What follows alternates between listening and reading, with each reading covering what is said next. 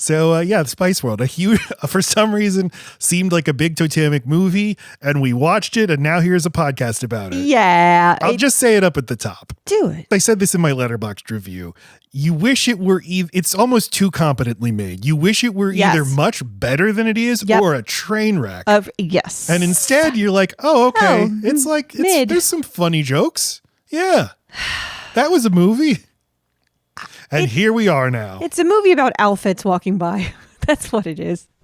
Ooh, you sound like Roger Ebert. I can't wait to read his review of Spice World. He gave it half of a star. He's like, they have as much charisma as a Dunkin' Donuts employee. Wait, those people have lots of charisma. And it's just the selfie. They have charisma. Like, that's not the problem. I get the appeal. Yeah, I think they're delightful. Yeah, it just doesn't sustain a movie. All right, so the movie opens with them playing Too Much on Top of the Pops. Each Spice Girl gets a title card. It is funny that it's like, you see the name Mel B, Mel C. They give all of them, and then Richard E. Grant, Alan Cumming in Spice World. It's funny that you remember this movie just opening up with, I'll tell you what I want, what I really, but it opens with their slow ballad. They're performing this on Top of the Pops. In the crowd, we see Alan Cumming as the documentarian who's working on a movie about them. This is one of so many threads going on in this movie. You have the documentary, the manager, the Roger Moore, the paparazzi, the movie producers. We're trying to get a movie made, but we're already having a documentary made. But it sounds like that is what they did. I mean, they have 1 hour of girl power. What is that? Is it a documentary of them on tour? Yeah, it's like a DVD special feature, but yeah. Right. So it just sounds like they're like, no, this feels chaotic because this is our life. And on top of that, we've got friends who are like going into the phase of their lives where they're having kids and like doing normal things that young 20s do. And we're also trying to keep up with them. I think the chaos is intentional. Okay, but I love Alan Cumming, but I would say you could remove him from the movie and the movie would not change one iota. Completely. And not in a, like, he doesn't affect the plot. I mean, he just makes no impact whatsoever. Richard E. Grant plays their manager, Clifford, though. He is very, very funny. He's so funny. He's what makes the movie work. And he is escorting them to their bus, and they're bantering, and he's like, oh, you Spice Girls, oh. And they're like, oh, Clifford, you love us. And he's like, yeah, I love you like a wildebeest loves 5 lionesses chewing on his legs. Oh, that sounds nice. And then they run into Elton John. The whole point of Elton John showing up is like, hey, it's Elton John. I take all the cameos out. At least Meatloaf is a good actor, so like I'm okay with him driving the bus. I just don't need the like wink and the nod of like, that's my song lyric. It's just be in the movie. It's already funny that you're in the movie. Just stop breaking the fourth wall. The joke should not just be, look, it's a cameo. It should be like Meatloaf. It's not that funny, but at least he makes a joke. Yeah, right. Well, and at least he has a role. If it like Elton John only had time to like walk by and give them a hug, then just don't use them. Right. Well, like Elvis Costello appears, but his appearance is in service of a joke. That's fun. Right. And it's like if Elton John, all he could do is it'd be much funnier if he just took the 5 minutes to like take their ticket at like, if he was just the person taking tickets at the concert, something really beneath him really quick. It's just funny. It's an Easter egg. That would be funny. And he could be wearing all the studded things and glasses and fully Elton and just be like, ticket, mate, and then move on. But it's like he put it in the writer that they have to celebrate me, kiss me, and slap me on the ass. But maybe the point is like he, as this avatar of like British fame, is like, I'm acknowledging you, my Spice Girls. And that is how I took it. So the Spice Girls go outside to walk to their bus, but first have to pass a mob of children, but they're good people. They sign as many autographs as they can, and gosh, they'd love to sign all of them. So they're leaving Top of the Pops. This is what was confusing to me, that they're about to do their first live concert. And I'm like, what were they just fucking doing? No. The movie doesn't sell you at all on why it's a big deal that they're playing at the Albert Hall, but it's just like, hey, it's a historic venue. Okay. And that's what this movie's building to? Yes. Like get them to the Greek? Yeah, it's not actually their first concert. They've done... That's not what the movie's saying. It's just... For some reason, this concert's very important. It is confusing. It's like you already seem like a girl band that's been around for a minute that's got a ton of fans. What the fuck you been doing? Birthday parties? Yeah, and whenever they're like, we have to prepare. Well, I'm so scared of the concert. Why? Why? You're the Jackson 5. All you've done since you've met is prepare. I've been watching this movie for 90 minutes and have seen you do nothing but play concerts. I don't know. Yeah. I think it says, I'm not a Londoner, but I think the Albert Hall is a big deal. There you go. And also this concert will be going out live all over the world. So yeah, if they could have explained a little bit better, like, hey, there's still a separation. You make it big here and then you branch out, and the United States is the logical next step. So like, this is a big deal because we're breaking into the United States market. That would have been a smart thing to do because it would have made me feel seen as a kid. Like, hey, come on over here. I say yes, I approve. Yeah. I like that. I like that they contain it and they make it about very British stuff. Oh, so that's fine too. But like, you're right. I mean, this is where the good directing could have come in. Just at least let us understand why there's tension. Sell me on the stakes. Yes. So they go onto their Spice Girls bus, and this bus is divided into 5 little areas, each matching their personalities. Sporty Spice, she lifts weights. Posh Spice, she tries on dresses. Has a mirror. Ginger Spice reads a horoscope. But by the way, she reads. I think she's the intellectual. She's smart, but she's reading a horoscope. Yeah, I think they probably okay, don't be too smart. Start with the stupidest kind of thing. But what is even not just in this movie, what is Scary Spice's being supposed to be? Scary Spice was named that because she is the most in your face, the most vocal. She likes to fuck with people whenever they're being interviewed. Like, she's the one that'll touch you. She's the one that'll like, get it, look, this, you have an opinion. Like, that's why I think she comes off as the Ginger, but I think behind closed doors, Ginger is the mouthpiece for the girls. Scary's just kind of a spectacle. She's fun. She has she wears cheetahs. She does her hair in a really like kitschy way. Like, she's more theater. She's more of a performer. And because of that, she's scary. It's a stupid fucking nickname. They didn't give themselves nicknames. Baby Spice. That sounds disgusting. I wouldn't put anything in my coffee called Baby. They're not good or at least the only one of these, like, you would want attributes that sort of represent, there's 5 types of women, like how there's Fashion Spice, fashionista Spice, like at least be something more than I'm just posh. But at least if you're like Sporty Spice, you're like, yeah, I'm a sporty person myself, or I'm a tomboy, or I'm gay or whatever. That one makes the most sense. Yes, that's the one that makes sense. The rest and Posh Spice makes a little sense. Like, I like fine things. Fine, but like, she's mainly into fashion, and Victoria Beckham is a fashion icon and always has been since this time, since here. So it's like, dig a little bit more in her personality. But the other attributes are, I'm a baby. Well, okay, the pigtails are a choice, but so did Britney Spears. And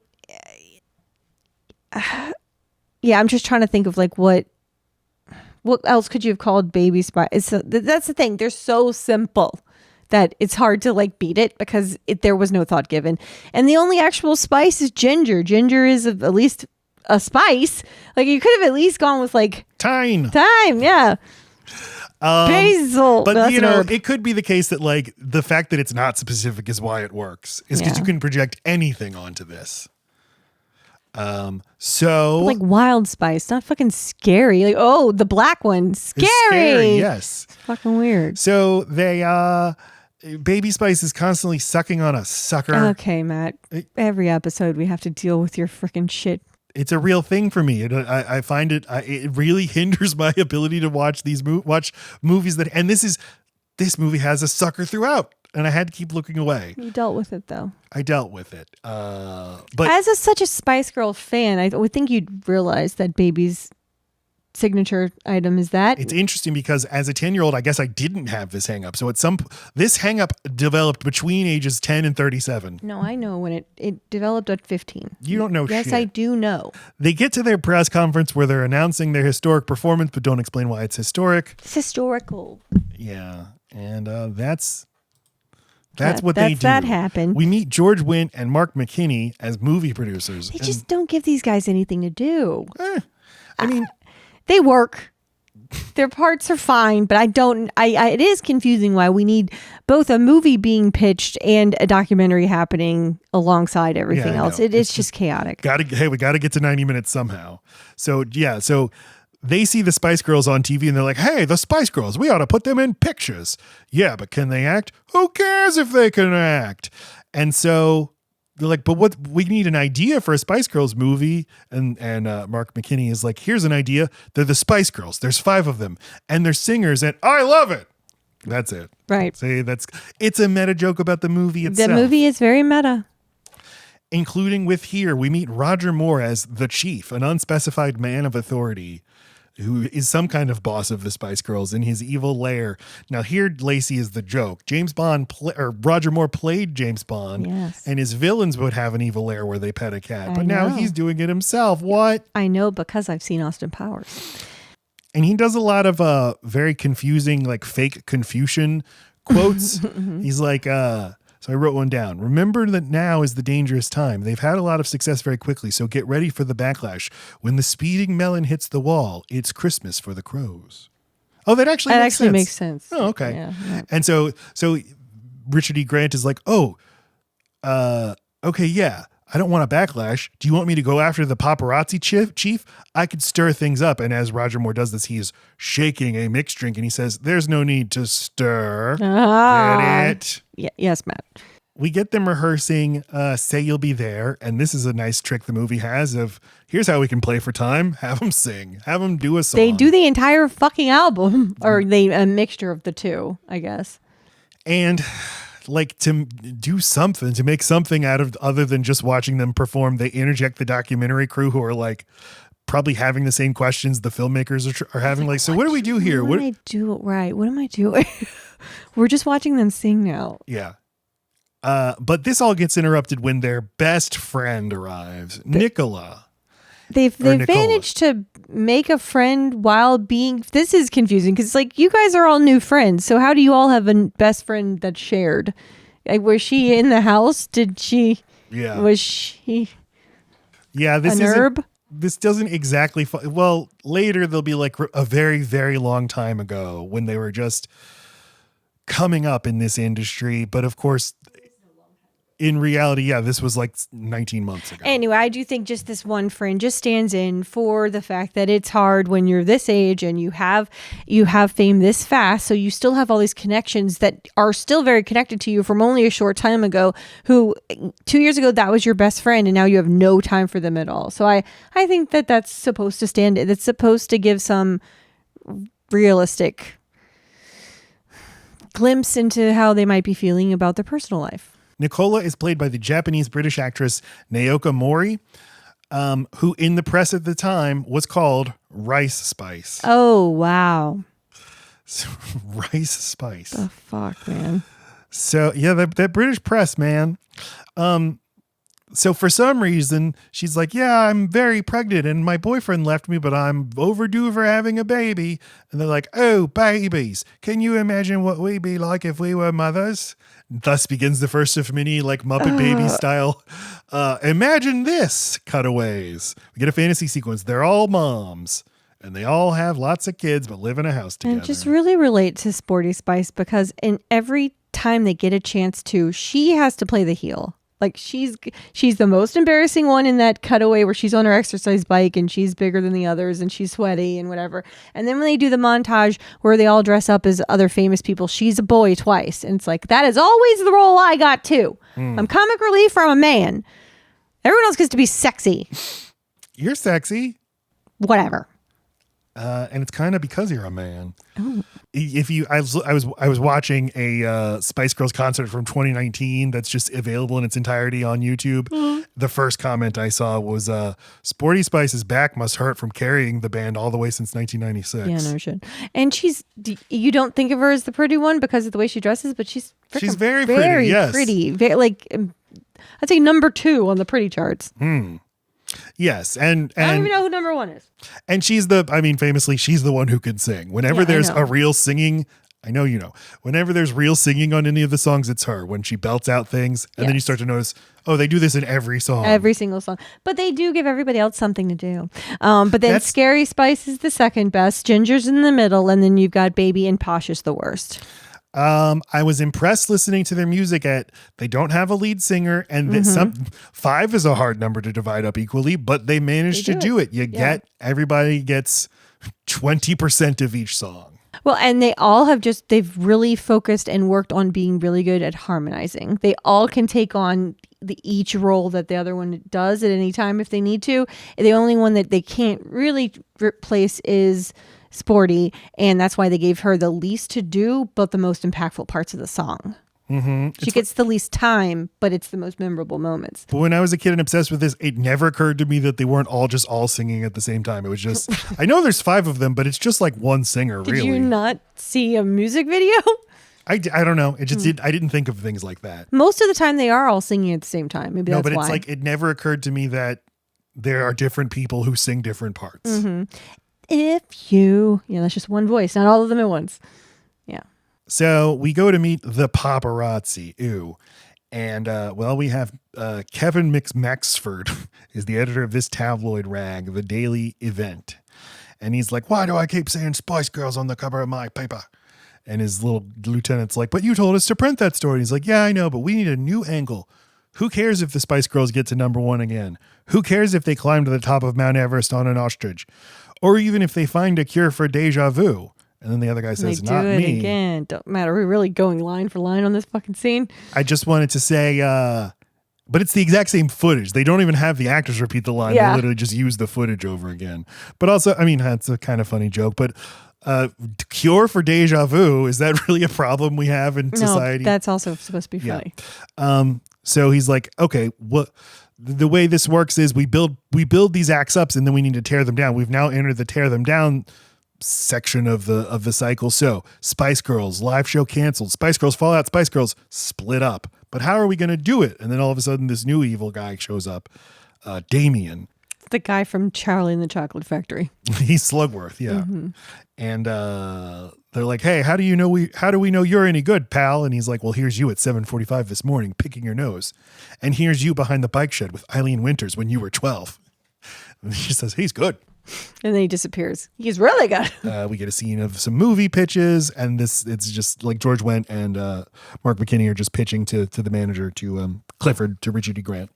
And this is just like a parody of the kinds of ideas Disney had for a Spice Girls movie. They're like, the Melanie C could be an Olympic ski jumper.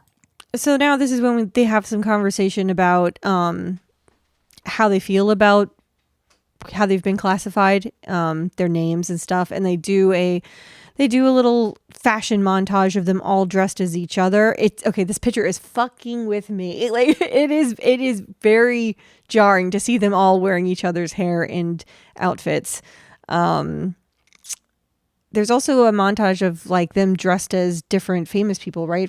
Because they're like, this is a fashion movie, guys. Like, this is definitely a reason I would have liked it, and why I like Clueless and Jawbreaker and other movies. Romeo and Michelle High School Reunion. Like, the outfits are a big part of why this works for me. Mm-hmm. The reason they're like, I'm tired. I feel very stifled by my moniker. So now let me try something else on for size. I'll be Marilyn Monroe. I'll be Sandy from Grease. It's Rita Hayworth or whatever. Mm-hmm. And then eventually they just start dressing like each other. Now, did you notice who the photographer is? I don't remember. It's Dominic West McNulty from The Wire. Isn't that something? Oh, yeah. Yes. Okay. I did. I knew that I knew him when I saw him, but I didn't know who he was. They have to go to this publicity party, and their friend Nicola is there, and she's like, will you be all 5 of you be the godmother to my baby? Cash grab. One of them is like, do godmothers get stretch marks? They start like asking them questions, like in A Hard Day's Night. Like in A Hard Day's Night, there's this famous scene where they're just accosted by reporters, and every question they just give them a sarcastic asshole response. Mm-hmm. And they're doing it here. What do you think of boys? I think you should be able to order them like a pizza. But you do like boys, don't you, Jerry? Is the Pope a Catholic? Right. And then immediately this turns into a tabloid scandal. The Spice Girls insult the Pope or whatever. They brought him up. But this too is a Beatles reference to the Beatles are bigger than Jesus. So Clifford, their manager, is like, here we go. The backlash has started. So he calls Roger Moore for advice. The running joke with the movies, every time he calls Roger Moore for advice, not only does he say a nonsense quote, he doesn't help at all, but he keeps calling. And he's petting a different animal. Yes, like now he's petting a bunny. A fucking bunny. Oh, callback. So they fly to Milan, where they're filming some sort of number where they're carrying Gary Glitter's song, I'm the leader of the gang I am. And Gary Glitter had a cameo in this sequence, but it was deleted because after production of this movie, Gary Glitter was arrested for possessing massive amounts of child pornography. And he has been in and out of prison ever since. Why out? Maybe just in. He'd all right, you served your sentence. You're reformed now. Yes, I'm very reformed. I am. Yes, I'm the leader of the gang. I am. And then just does it again. Okay. So they're like singing, and then a bunch of men in tiny shorts and sailor hats start dancing around behind them, and they're like, what's going on? Like, no, this is not us. We're not a beefcake show. We won't do it. It was interesting to see the Spice Girls in terms of like just a few years later, how sexualized Britney Spears and her generation of girl singers were, and the Spice Girls kind of were, they didn't need it. And we're like moderately sex positive. There's no love interest. It's awesome. There's not even any flirting. It's very unique that way, that there's 5 hot girls, and I don't even think anyone says, wow, you guys are pretty. Like, no one even sexualizes them that way. No one's inappropriate with them. Like, the whole time they're in charge. It's like, this is odd. They're kind of being, it's like, wait, are they trying to handle them like kids? Like, no, people are inappropriate with kids. It's not that. Well, right here, there's this joke where these individual dancers start talking with individual Spice Girls, and you keep cutting to Baby Spice explaining, she's listing all the stuffed animals she has, and you keep cutting away to Richard E. Grant arguing with the Italian guy, and then cutting back to her, and she's like, and then I have a turtle, and I have Buzz Lightyear, and I have Woody. And then finally they cut back, and she's like, and so with all of that, I'm just not going to have room for you in my bed. Oh, okay. It's like, oh, that's kind of a funny joke. Okay. The compromise, they reach a compromise with the Italians. The dancers will be fully dressed, but with assless chaps. And that's that. Okay, that's the gag. Butt stuff. Maybe the sequence would have made more sense with Gary Glitter in it. Good choice, They go back to Britain, and their toilets are all broken on the bus, so they have to get off for a wee in the loo. The loo that is the woods. So they're just going through the woods with flashlights looking for a place to pee. It's like all of it's a place to pee. Just stop. As soon as there's trees, you pee. Just where you can't find a toilet this way. But no, they need to have their ET moment or whatever. And like, even people from other planets are trying to go to their concerts, but they can't get tickets. I don't know. This scene is like, okay, really stop. This is fucking Mad Libs. What's happening? Why do we need this? This is not advancing the plot. Well, things don't just have to be there because they advance the plot. Oh, sorry, Matt. Thank you for telling me that. Theoretically, this is funny, but you don't think it's funny. No.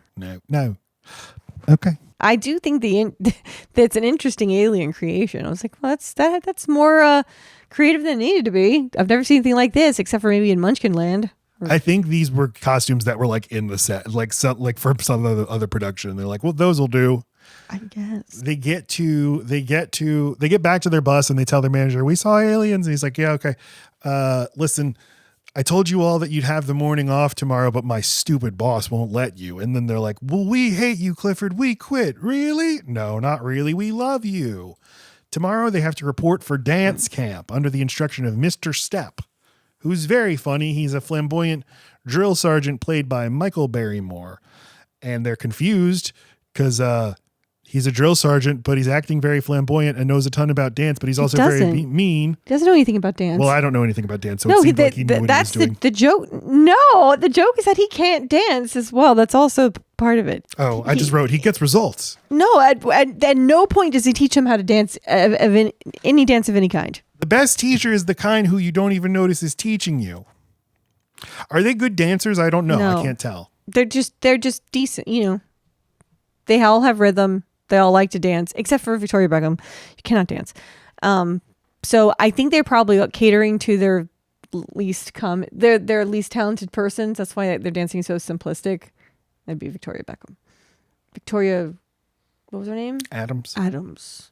There's a pretty funny sequence where they have to stay in this big haunted house for some reason. And Damien, the paparazzi, sneaks in through the toilet, but they all hear him do it and they all get scared. And so they end up in a bed together.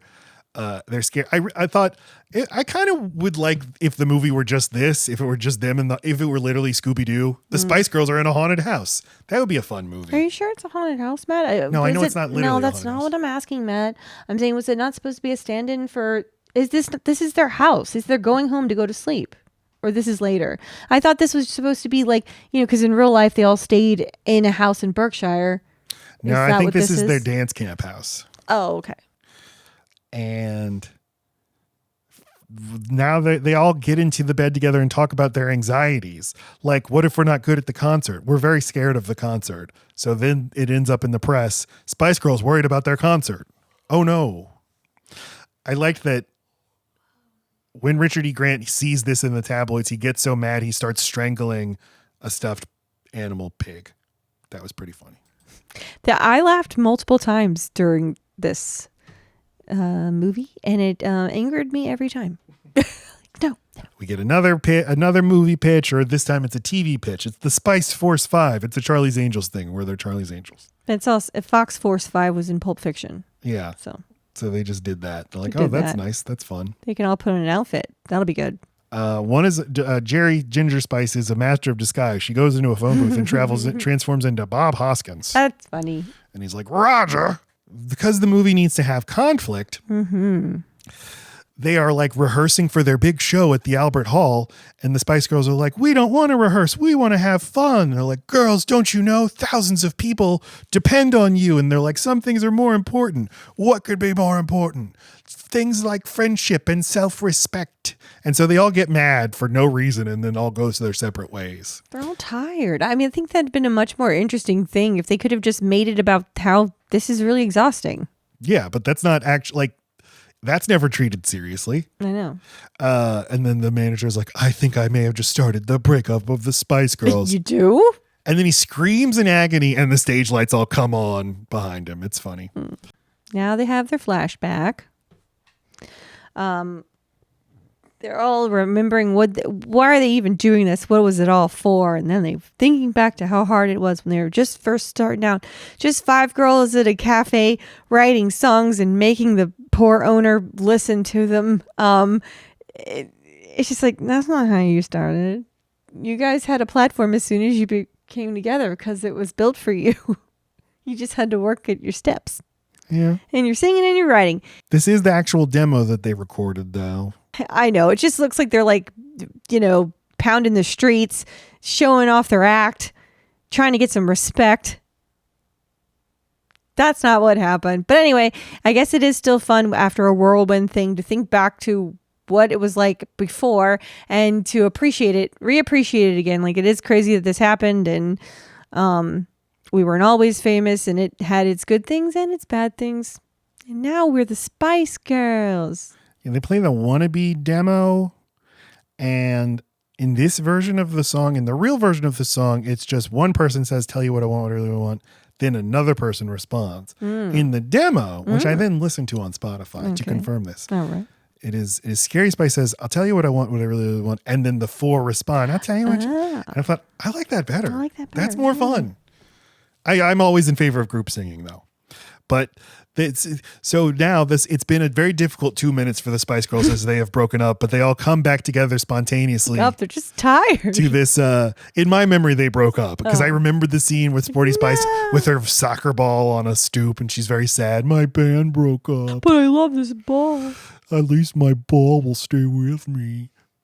They go to this chip shop or whatever this is. The Chippy! Where Charlie used to sell them sandwiches and bean pudding. And they're like, you're here too? Oh, I'm here. So they're back together and they decide to go get some food. So they go eat some bean pudding by the Thames and they start to reminisce. They're like, we used to worry about where our next meal will come from. Now we worry about where our next single will chart or when it will all be over. So there's a fantasy sequence with a judge played by Stephen Fry, and he's like, you Spice Girls are charged with producing a record that is by no means as kicking as your previous record. And what's funny is they all look really guilty and dejected as he says all of this. He says, you're sentenced to 20 years of appearing on cheesy chat shows, talking about how you used to be famous. Well, that's horrible to imagine, but they're like, one of the problems is we're just not in touch with our friends anymore. Like Nicola. Hey, let's take her out tonight. This is when I get angry. Like, I don't care how fucking out of touch you are. There's no one thinks a past due pregnant person who's past their fucking date of giving birth would like to go to a club and stay out all night. It's just so fucking stupid. It angers me at how illogical it is. It's illogical on a fundamental place that is only distracting and makes them look like fucking selfish assholes. Angers me. It's not funny. It's not. I would played say that's supposed to be the joke, but yeah, it's not played like that's the joke. Right. And then their poor little friends like, no, y'all go have fun or that. They just want to put them at a nightclub, and each of them take turns looking at her, going, "That is for you." Again, it is not just that she's pregnant; is that she is like a week past her due date. Right. Like you in can't pain. be more pregnant. Yeah. And the most tired you could imagine being, except for like right after you give birth. So a nightclub all night long. What the fuck?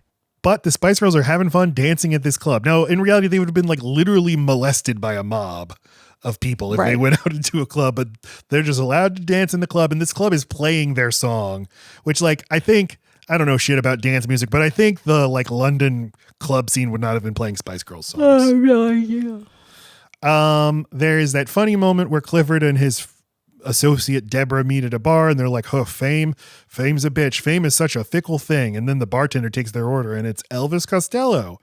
And this lady Deborah says, wait a minute. And Elvis Costello says, yes. And she's like, could you make me a double?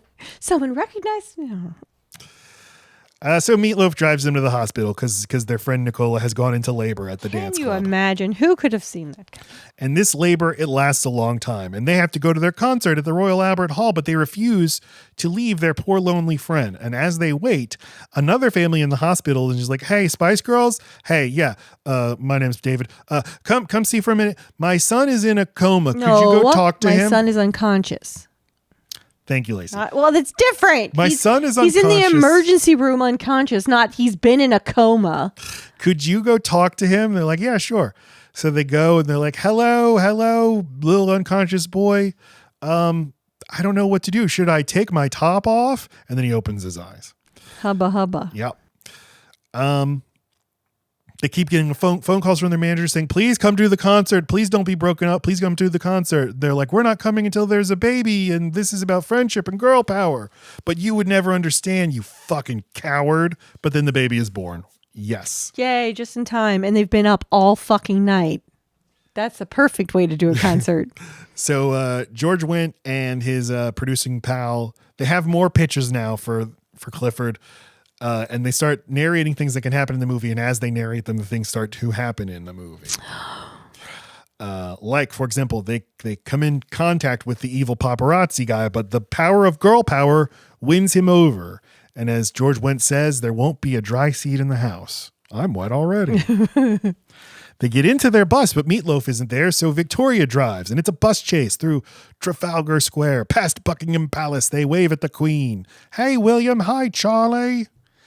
But suddenly they get onto the roof for some reason and then fall back down. Then they hit the Tower Bridge, but it's going up, so they have to make a jump like Speed. It's a funny gag. It is a funny gag. They say they gag. don't have the budget, so they show Sounds expensive. Just a car and a fake bridge, and it's funny. It's a toy.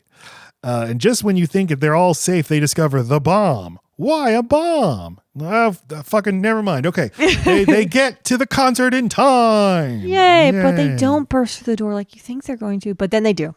Because they've been detained by a copper. And there's been this thread throughout the movie that Baby Spice can get away with anything because she's a baby. I'm a baby. And she gives him her I'm a baby smile. And it works. And he's like, go on, you Spice Girls. Yay. So there's just one more joke that I really like. Richard E. Grant, before the Spice Girls have triumphantly returned, he's like, fuck, I killed the Spice Girls. I ruined everything. Okay, here's the plan. We're going to turn off the house lights. The fog machines start. The shit, everything's going to look epic. And I'm going to go out and hang myself. But then, that's a dark joke for a kid's movie. But then the Spice Girls burst through the room and Alan Cumming says, shit, we just lost a good ending to our documentary. Yeah. The girls get up on stage and sing their brand new song, Spice Up Your Life. And everyone's dancing. The producers, the manager, the copper. The aliens. The aliens, yes. Meatloaf, Roger Moore, that's all happening. That's the movie. That's Spice World. They did it, everyone. They did it. I think they're going to be okay for another year and a half. Not even that. They had 9 months. They had 6 months maybe left. Okay.